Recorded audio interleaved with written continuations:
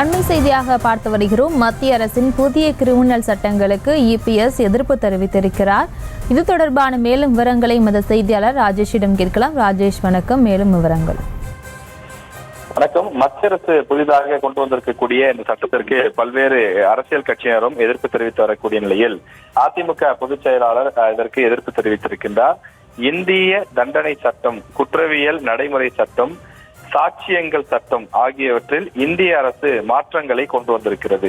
மாற்றங்களில் சில விமர்சனத்திற்கு உட்பட்டதாகவே இருக்கிறது என்றும், முக்கியமாக சட்டத்தின் பெயர்கள் சமஸ்கிருதம் கலந்த ஹிந்தி மொழியில் மாற்றப்பட்டிருப்பது ஏற்கத்தக்கது அல்ல என்றும் மிகுந்த கண்டனத்துக்கு உரியது என்றும் எடப்பாடி பழனிசாமி குறிப்பிட்டிருக்கிறார்.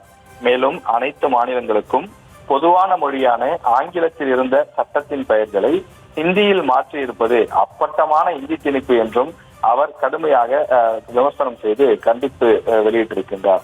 ஹிந்தி திணிப்பானது பல மொழிகள், பல கலாச்சாரங்கள் சங்கமத்திற்கும் நமது தேசத்தின் அடிப்படை நீதிக்கும் அரசியலமைப்பு விழுமியங்களுக்கும் எதிரானது என்றும் விமர்சனம் செய்திருக்கக்கூடிய எடப்பாடி பழனிசாமி இன்று முதல் அமலுக்கு வந்துள்ள புதிய சட்டங்களை மாற்றியமைத்து இச்சட்டத்தில் உள்ள குளறுபடிகளை நெறிப்படுத்தி சமஸ்கிருதம் கலந்த ஹிந்தி மொழியில் உள்ள சட்டத்தின் பெயர்களை மீண்டும் ஆங்கிலத்திலேயே மாற்றம் செய்ய வேண்டும் என மத்திய அரசை வலியுறுத்தி கேட்டுக்கொள்கிறேன் என அதிமுக பொதுச் செயலாளர் எடப்பாடி பழனிசாமி தன்னுடைய எக்ஸ் வலைதள பக்கத்தின் மூலமாக வலியுறுத்தியிருக்கின்றார்.